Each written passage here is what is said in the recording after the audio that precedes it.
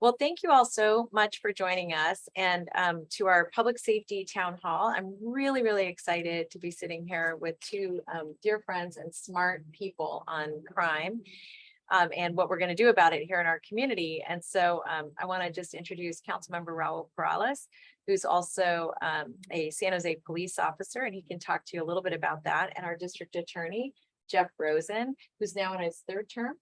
Fourth term. Well, the fourth term starts in January. All right. Yeah, so soon. And he's already been reelected. And we're going to start by talking a little bit about gun violence and gun safety. And part of the reason we're going to focus there is I know we're all getting a lot of questions about what's happening in our community. What can we do to deal with the proliferation of guns and the sheer volume that have been bought, even legally, means that we have a lot more people who have firearms. And one of the things we're seeing is escalations and what used to be a car crash that would end up with an exchange of insurance is now escalating into, angry people who are being much more aggressive with each other. Now, at the county, I've had an opportunity to work with our district attorney on addressing ghost guns and getting guns out of the hands of people who shouldn't have them and what kinds of strategies we can use around red flag laws. So I wanted to start with a question for you, Jeff, about you're thinking about how the county and the city can work more closely together to make sure that we're removing guns from people who shouldn't have them. So I think there's a few ways that the county and the city of San Jose can work together even better. One is that every day in court, there are judges that are ordering firearms to be removed from homes, whether because of a domestic violence restraining order or something that happens in family court. And we don't yet have a good system in place to effectuate those court orders and actually then have those guns removed. So one area that I think the county and the city could work together on is to create some kind of task force or a group of law enforcement officers from both the county and the city of San Jose and the DA's office that would be responsible for then going and removing those guns after there's a court order. And generally, when there's court orders removing guns from someone's possession, it's because there's a heightened risk of violence. So this is a very effective strategy to try to reduce violence in these situations. And one thing, just Raul, to turn to you, one thing that we just did at the county is we asked the county administration to work with the district attorney's office on figuring out how to get all of our communities, our cities to work together. And in part, I think the point you raised is a really good one, that we don't have an automatic way of doing this. But the other is, I understand it takes multiple officers to go get firearms. You don't just go by yourself, knock on the door, and maybe you could talk just a little bit about what it takes. Yeah, we know regularly these are some of the most dangerous situations that officers put themselves into, where there's going to be a gun involved. Likely, right, the person is aware that their gun is now to be removed, and it's typically from, as the DA said, from an incident, right, a very violent incident, or for a reason that you're taking this away because you believe this person actually is a threat to use it. So these are highly dangerous situations that you're preparing for. Thus, yeah, you're not going to go in with just one or even two officers. You're likely not going in with a patrol team. This is something that specialized units within the police department will take on, and they'll do a workup on the house. They'll actually survey the area that they're going to put some time and energy into ensuring that they can get into these places if it's somebody's home, to take the weapon in a way where it'll be safe and nobody gets hurt. But in order to do that, it takes time and it takes resources of people capital, right, to be able to actually put that together. And we'll likely talk about this a little later, but having one of the most thinly staffed police departments in the country doesn't aid us in being readily available with these special units or resources to then go in every single time we have an opportunity where we can now go confiscate a gun. So it's a challenge that we face with resources.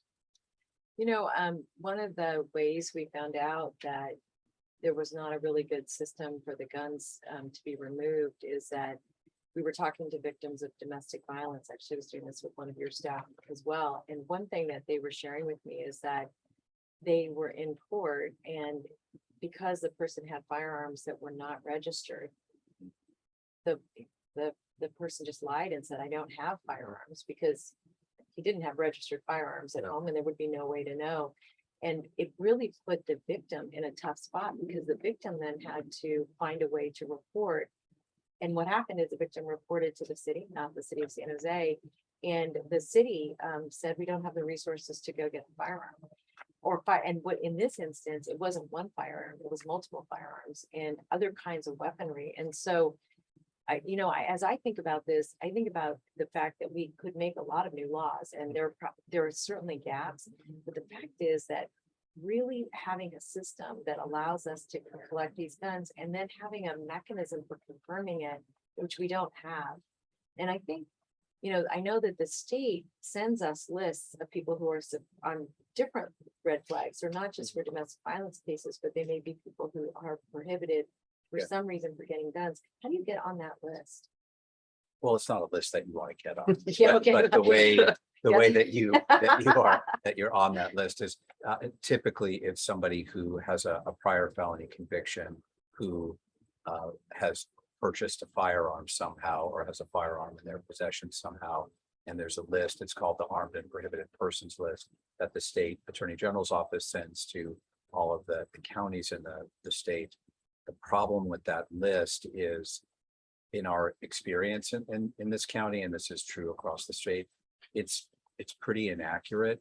So sometimes it's the wrong address, or the person doesn't live there, or it's actually not that person who has the gun, it's someone else. And so because the list is not that good, it, as council member was saying, we have limited amounts of resources. So we can't just rely on that list. We take that list and then have to do a workup on it to ensure that the person really does have a firearm and they're prohibited from having it.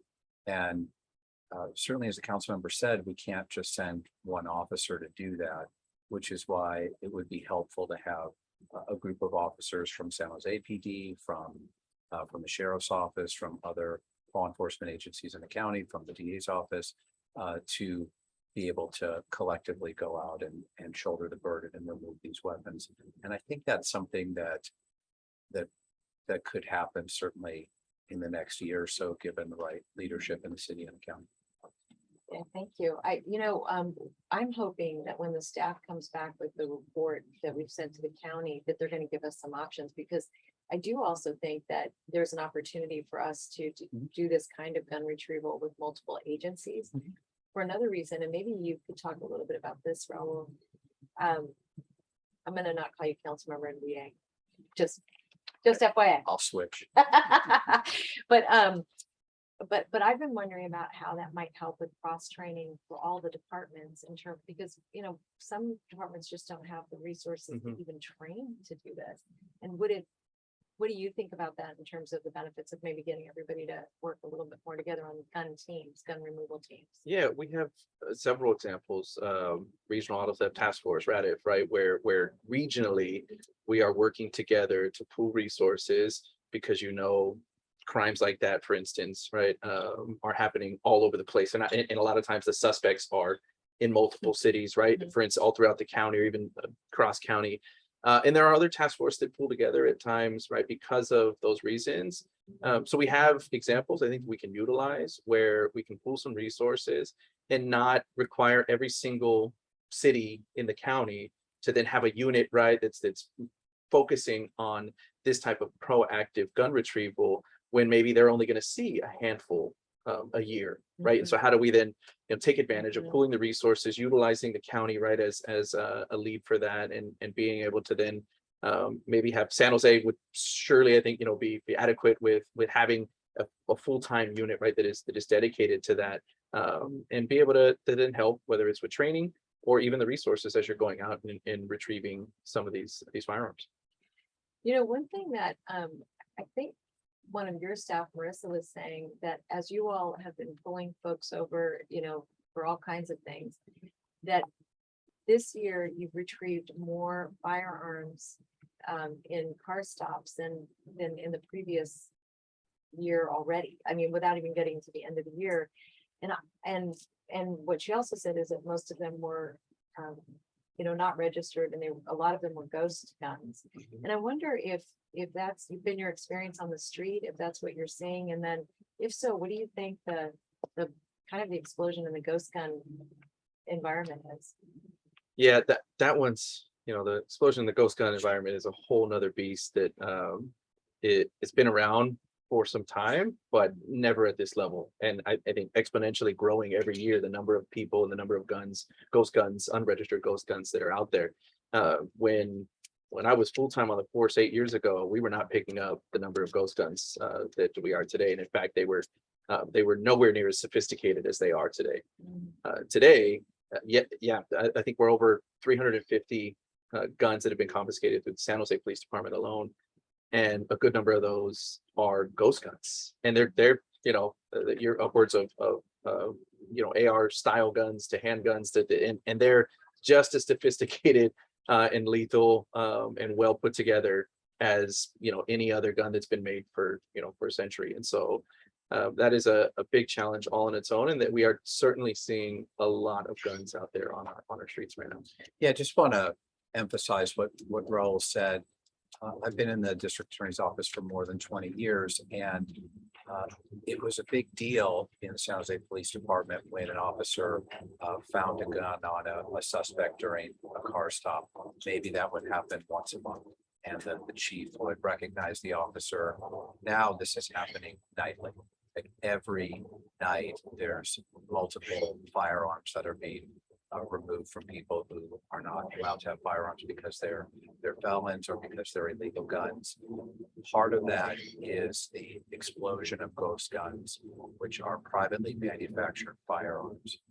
What that means is you don't go to a federally licensed firearm dealer to buy the gun. Instead, you go on the internet and you buy the parts for the gun that are sent to you, and you can assemble it, faster than you can assemble a chair from IKEA. And then you have a handgun or an assault rifle, depending on what you order.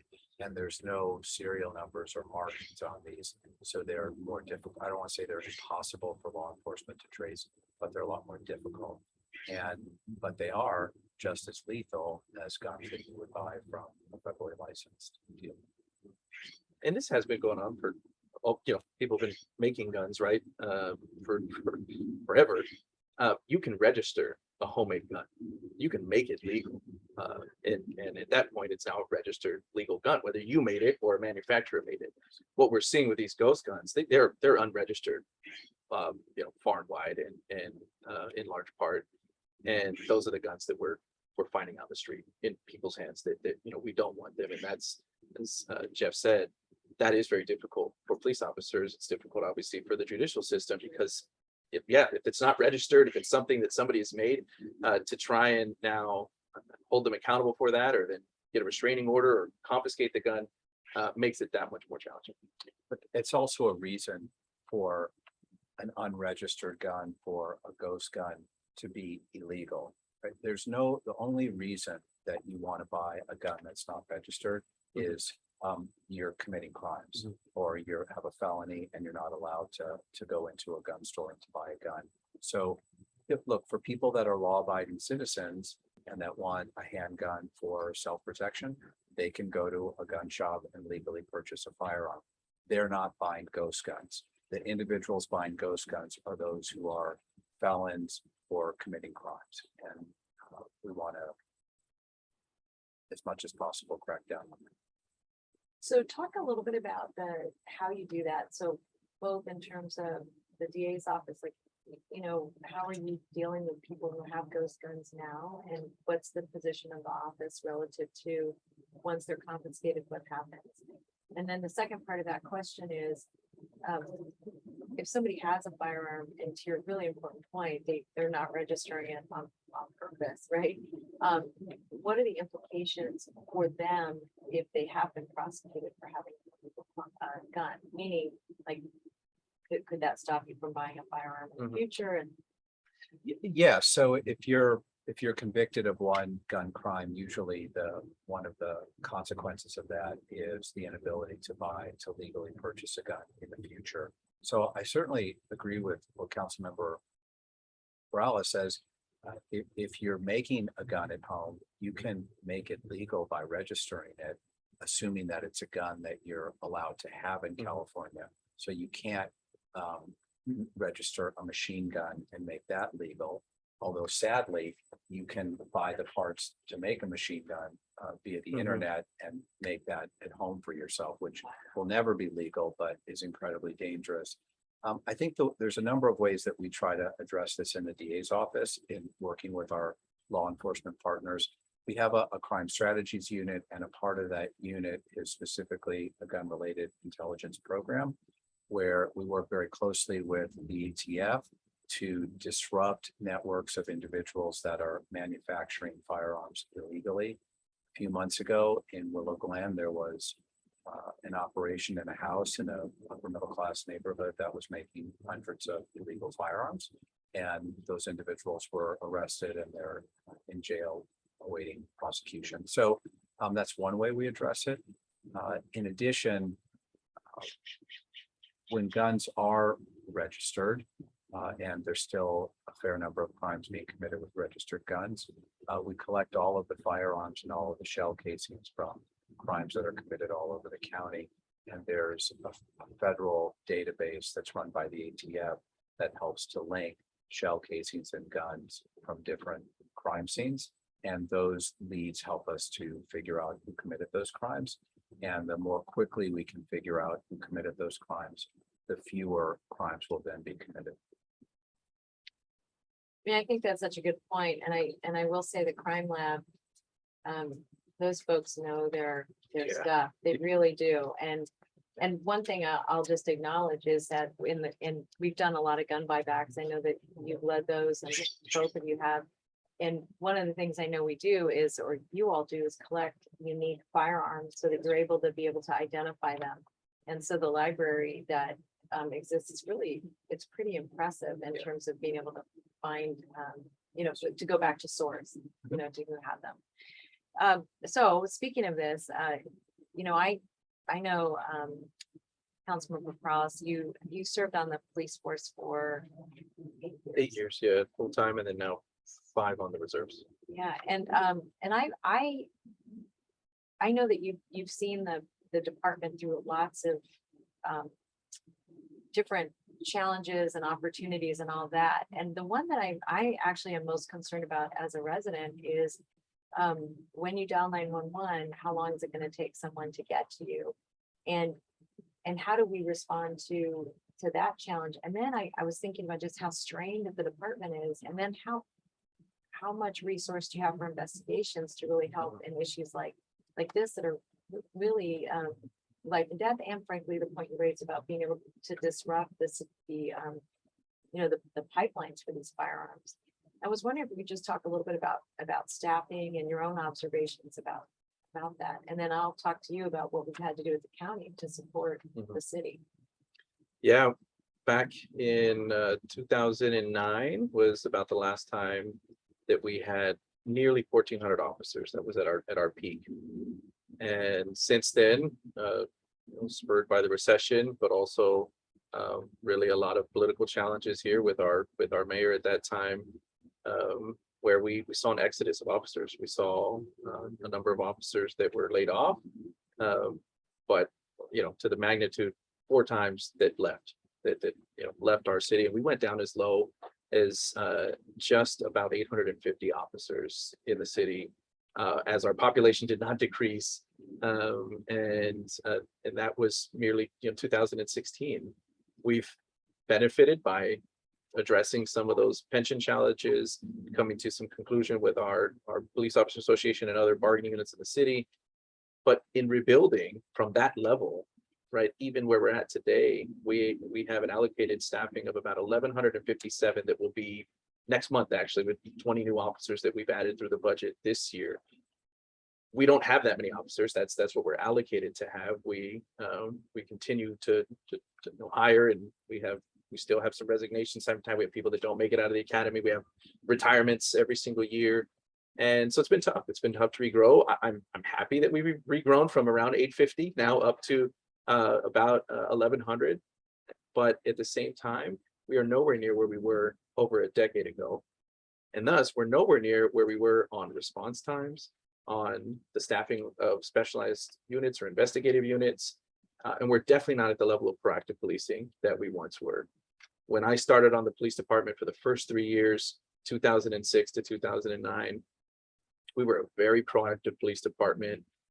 We had adequate staffing. I would say we were still one of the more thinly staffed police departments of any big city in the country at that point, but we were adequately staffed to where we were able to be proactive in our policing, our response times, right? We were meeting our goals for priority 1 calls, priority 2 calls, and that's where really I think the difference is made. We still hit most of our response times for priority 1 calls, but because we prioritize that, because we don't have enough staffing to then meet our goals for priority 2, it's people that are waiting around for, you know, a potential stalker, right? You don't have an act of crime ongoing. There's not something of violence happening. It doesn't meet the level of priority 1, but it could be there shortly. And in the past, we would have been on time on those calls in 10 minutes, right? We would have been able to respond to those calls adequately. Today, they're taking hours. I mean, to the point where, as you're stating, our community is really frustrated. And those are the majority of the calls, right? Where the property crimes that are being committed, the priority 2 crimes are the bulk of the calls that we're getting, and we are woefully deficient in our response time. We have been, and it simply is because we don't have adequate staffing. We still need to rebuild today. Again, I'm happy that we've gone back up from 850, but we are seeing deficiencies across the board in all the investigative units. They don't have the same number of officers that they had before. That means that cases take longer to get solved or to get followed up on. And the DA can speak to this, but time in these cases is of the essence a lot of times, right? In order to be able to collect the evidence, to get somebody into custody before they've hopped on to another state or moved on right out of the country, you name it, just a lot of times, time is really crucial in being able to take somebody into custody and keep our community safe, keep a crime from being, our suspect from recommitting crimes. And we're not able to be where we were a decade ago. And that's why I've been a vocal advocate of trying to rebuild our police department, continue to add numbers. We're now up to 3 academies a year. We used to be at only 2. But we're seeing a challenge. We're seeing a challenge nationally in being able to recruit into police departments. We can host around 60 officers in an academy. This current academy, I think we started with 32 and we're down to 18 right now. And so we're not seeing the number of applicants that we saw, even 5 years ago. And that really has to do with some of the climate around policing in our country. So there's a lot of challenges, but certainly the staffing is not allowing us to serve our community in the way that really they deserve to be. You raise a good point. And maybe you could talk just a moment about the investigative side. And I will say, I think at Rosen's request, we've been investing more in investigators to be able to provide support. But it's not a replacement really, I guess. I think that the San Jose Police Department does remarkable things given the limited resources it has. And to keep crime as low as it is, not as low as we want it to be in San Jose, to solve the cases that they solve. The department does a terrific job with very limited resources.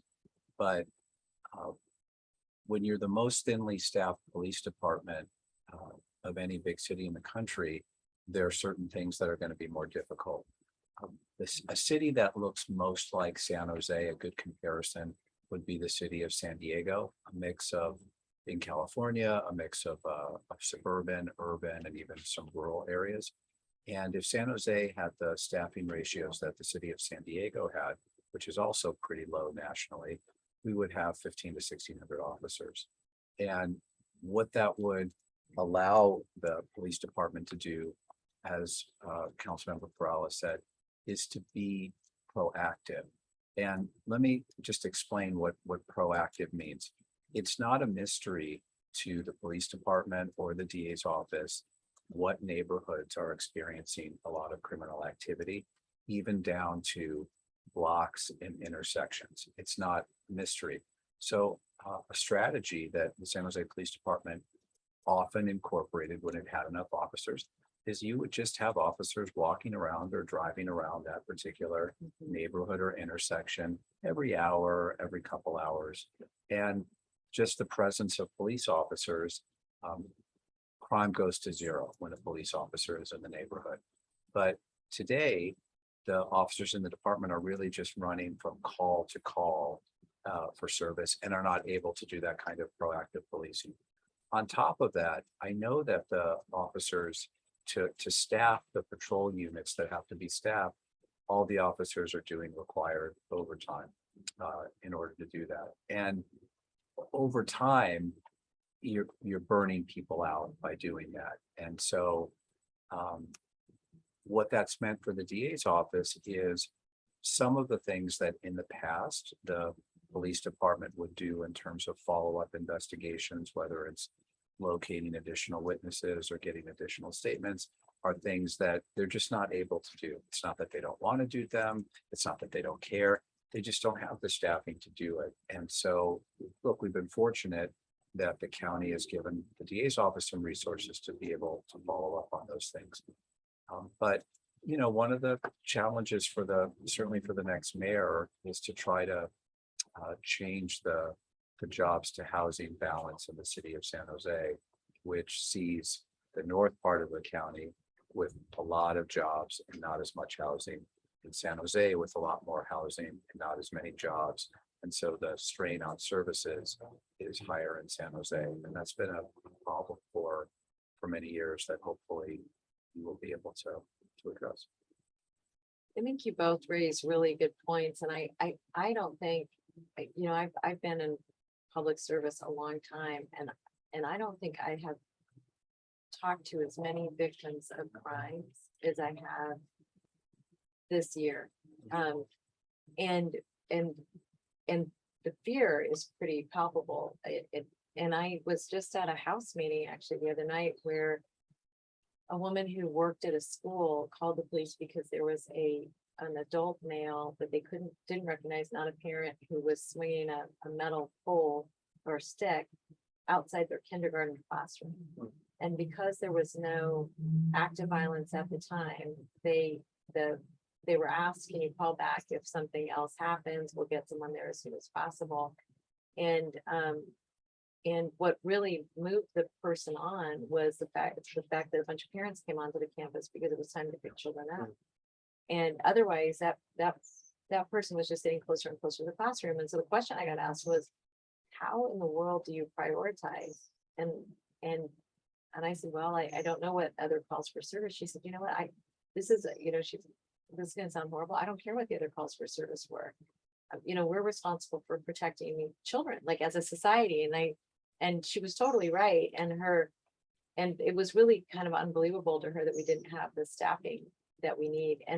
And to your point, I just want to put a pin in this, that San Jose has always been thinly staffed. You're right. But we went from being thinly staffed to being anemic. And then from being anemic to, frankly, we chased out a bunch of people. Now we're also dealing with morale too. And, you know, in terms of being the city that people want to come to, we got a little off the hill there for a bit. And now it's time, I think, to get us back on. And I don't know, Raul, if you have any thoughts just about morale and burnout. And what I really worry about is we're also wanting to have officers respond be responsive and courteous and safe and all of that. And I think about the number of times officers are on calls like for hour 13, right? And you're going into a domestic violence call or something. That's gotta be, I mean, that's not fair to the officer. It's not fair to the person who's dialing 911. It's just not, it's overall not fair. But I don't know if you have any thoughts or comments. Yeah, I mean, being a police officer is already a stressful job, right? Even if you were to work just an 8-hour, 10-hour shift, the challenges and everything, especially, today, this scrutiny, it's a challenging job. And anytime you add to that unnecessarily, in this case, it is necessary that we have the adequate staffing, but quite frankly, right, if we had the adequate staffing, we wouldn't need to ask officers to either volunteer or then mandatorily hold officers over for overtime. anytime you add that, you're adding to just this already stressful job and environment. And it absolutely is not good for the officer, and it's not good for the community. It's not good for whoever they're interacting with.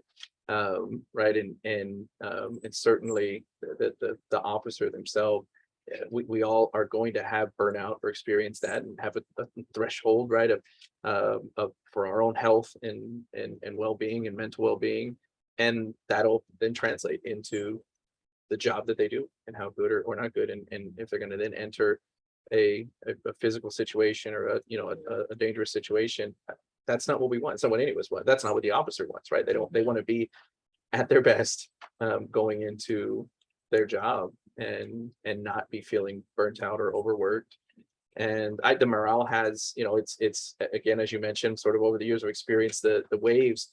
And anytime we get into this kind of situation where we're at a point where we're at mandatory overtime and you're now forcing people to stay over at work, the morale dips because nobody, wants to do that. You're missing family time or a birthday or whatever it is, your vacation, you're having to change all of that.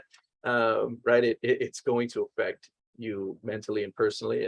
And so, yeah, the morale, we have seen that dip over the course of this year, over the course of the last couple of years, with just really a lot of the attention and national scrutiny on policing, things that, in the news, and a lot of stuff that has made a lot of San Jose officers embarrassed with some of the things that San Jose officers have done. And right, all of that piles up. And indeed, I think that, we see that. And if we were to add more resources to the department and not have to add that stress of the mandatory overtime, we would not only help the department, more importantly, we'd be able to help the community better. We'd be able to serve them better. We'd be able to meet these response times. The individual you were talking to, right, we'd be able to go to those calls in a timely manner where people are feeling as though they have the service. And likely we'd be able to avoid a lot of altercations and more physical, violence or altercations. When you allow a potential crime like that to linger, an individual like that maybe at the moment is not committing a crime, but now something happens over the course of an hour or 30 minutes, and you have a parent that says, forget it, I'm going to go and take, matters into my own hands. Or you have somebody that just, they've built up now enough courage or whatever it may be. And you can avoid a lot of that by addressing some of these situations more quickly. And I would just want to add on to what Great. Councilmember Peralez is saying, that I think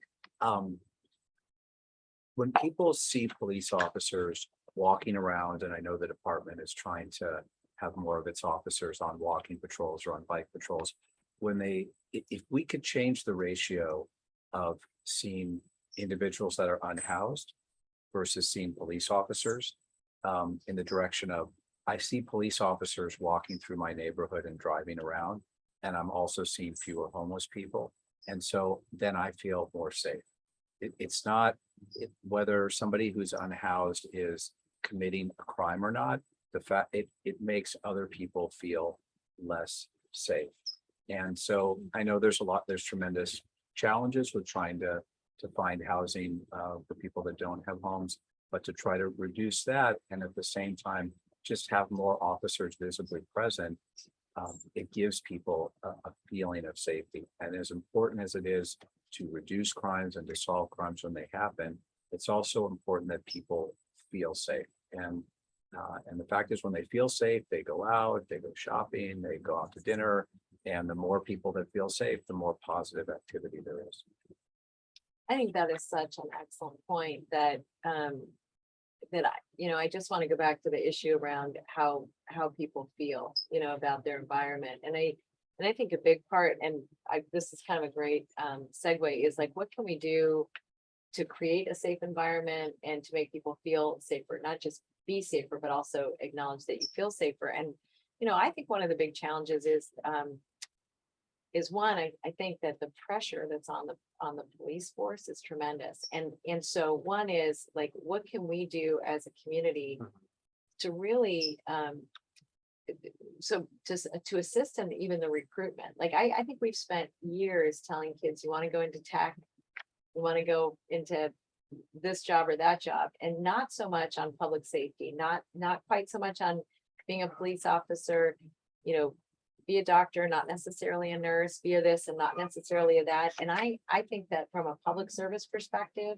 that we really have to do a better job of connecting to high school students and to community colleges, so that we really have an opportunity to recruit the best and the brightest to the work that's being done.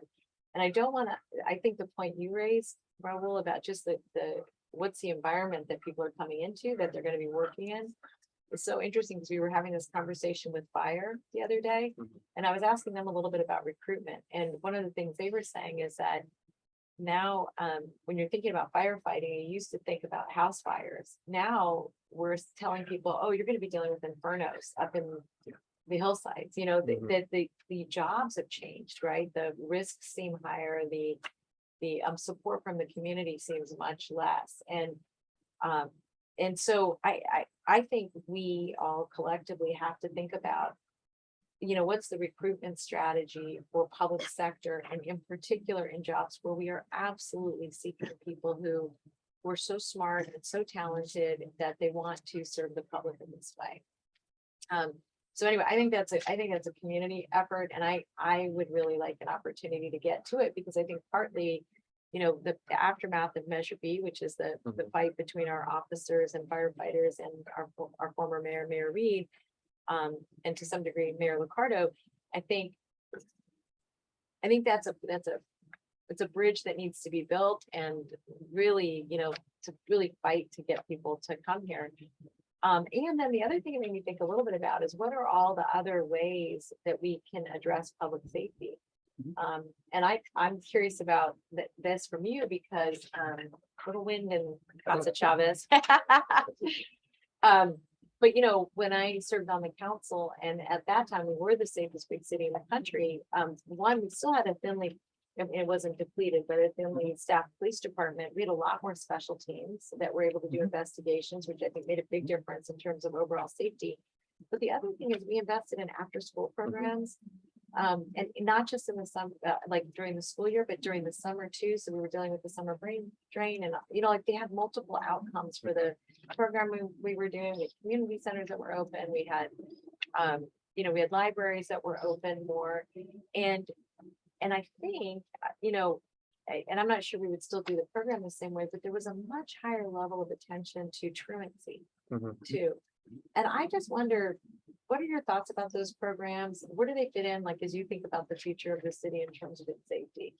Let me push it. Okay, bye. Sure. So, one, in terms of recruitment, which I will Yeah, let's do that. gets to your question. Just one thing, in addition to strategies to try to attract more young people to to law enforcement or other kinds of public service. You know, we go to colleges and we go to high schools and we try to bring people along. But one reason that it's so important when Councilmember Peralez talks about the morale of the current officers, the reason that's so important is there's a long history in this country of police officers and firefighters who felt respected and enjoyed their profession, and then their sons and now some of their daughters and grandsons and granddaughters became police officers or firefighters. One of the concerns I have about low morale in any police department is those officers are telling their kids, don't become a cop. And one of the ways that we've gotten, there are a lot of law enforcement families, and so we want to try to address the morale, because that'll help us with future recruiting. And then in terms of the mix, as you said about public safety, I do think that public safety it's sort of like a well-balanced meal. Like, it's not all, you know, carbs. It's there. You got to have your green leafy vegetables, and you have some fruits, and so you need a mix of police officers and after-school programs and good jobs in a community to have the right kind of balance. I think that after-school programs, summer job programs, all of those things are really good ways of reducing crime. But I have to give a little plug as the DA that I feel that in the mix we currently have in San Jose, we need a little more in terms of the policing, because my feeling is if there's a park in a neighborhood that's overrun with crime, you can have all of the after-school programs you want. Nobody's going to go to that park to play because the gangsters are there. But if there's enough police officers and you can not have gang members and criminals in that park, then frankly, you don't have to have any program for kids to be out there playing, like they will be there if it's safe. Those are a I little think bit. that's my thoughts. actually good. Yeah, it's definitely more than say, conversation based a lot on policing or the fact that we're deficient, I think, in the number of officers. But public safety as a whole clearly is much more involved in that.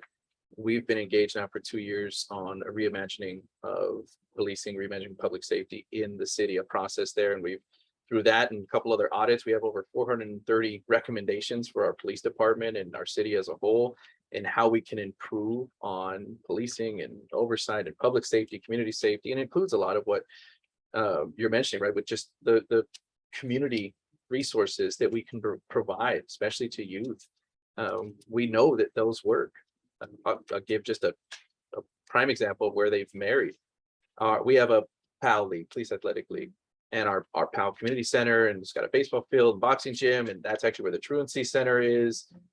We had 10 years ago, I believe, a lieutenant, a sergeant, and 3 officers that staffed PAL because we had the adequate staffing to do so, and they were helping to run all the different programs. They were partnering with the nonprofit arm of that, and the police department was a big part of that. But that wasn't about policing; it was about after-school resources and community resources And relationships. and having the police department be a part of that, right? Help to bring us together with our community in a way that doesn't typically happen, right? When you're calling 911 and you're seeing an officer at the worst time in your life, right? Versus you're out and you're bringing your kid to baseball practice, and that's when you're interacting with an officer, and maybe they're volunteering as a coach as well. Well, through the course of the last decade, we are now down to where we have actually separated our partnership with PAL. We don't have a sergeant or lieutenant helping to oversee the program. The nonprofit is its own arm, and they're on their own. And we have one officer that helps to just keep the linkage, because the council felt it was extremely important that we kept the linkage between the police department and PAL. But that's a weak link, right? I mean, and ideally, that should be very strong.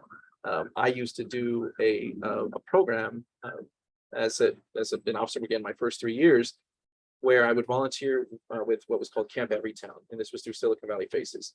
Our police department encouraged officers to do that, to the tune of, actually, if you signed up, it's a week-long camp where you go out and you're actually, staying with high school students for a whole week up in the Santa Cruz Mountains, and terrific experience. I did it 3 or 4 times.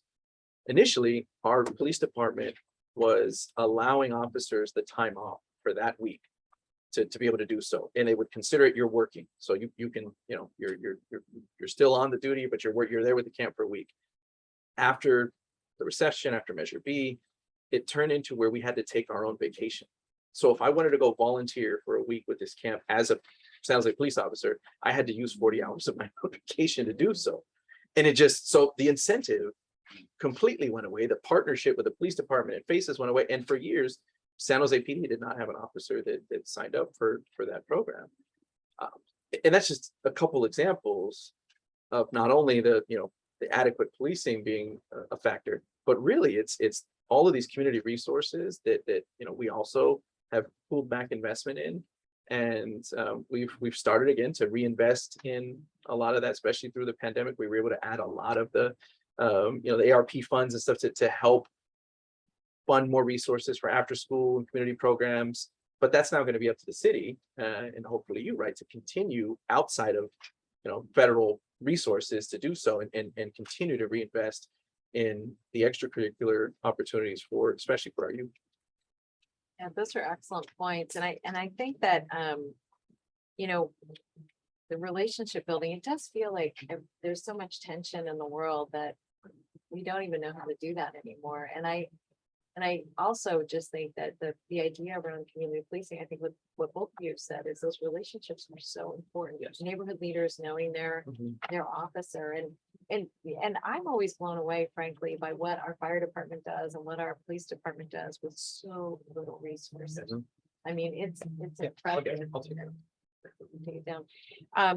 And, you know, and one last thing, I'll just want to get both of your perspectives on this relative to public safety is that I think that when places look clean, I know that we see a drop in crime. Mhm. And in violent crime in particular, which I thought was amazing.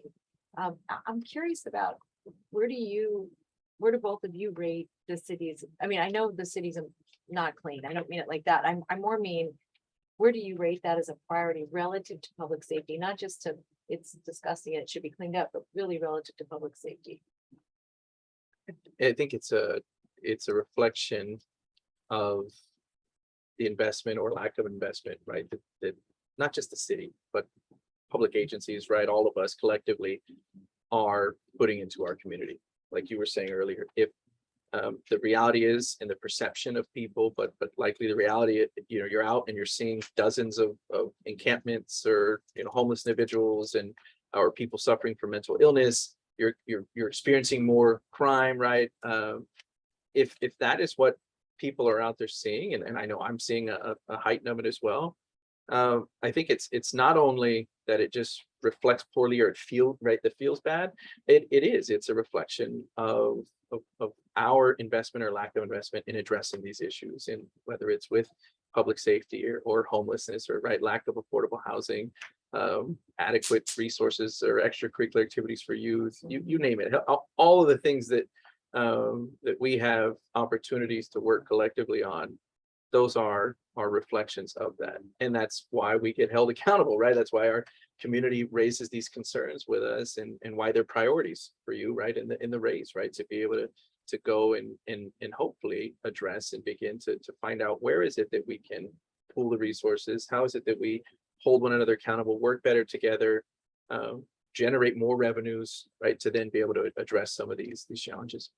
But I just completely agree and feel that sense of when I go to a place, a neighborhood or a city, and things are very clean, I feel safer.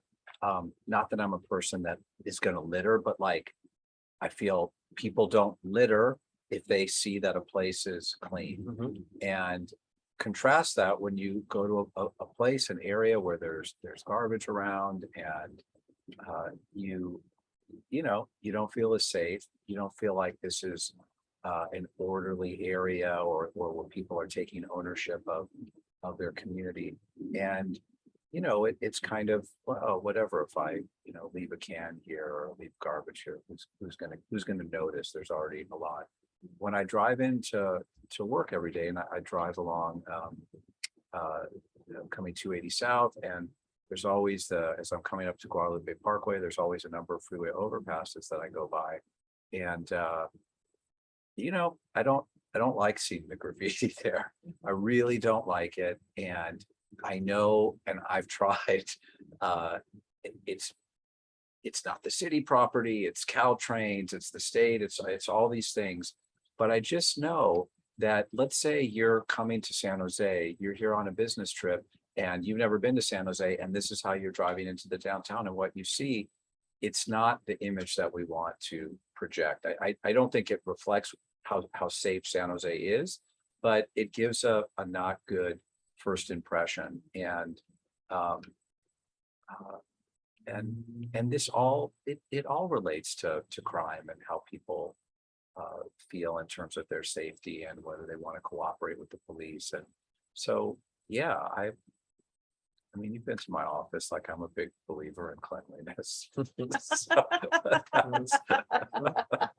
It does.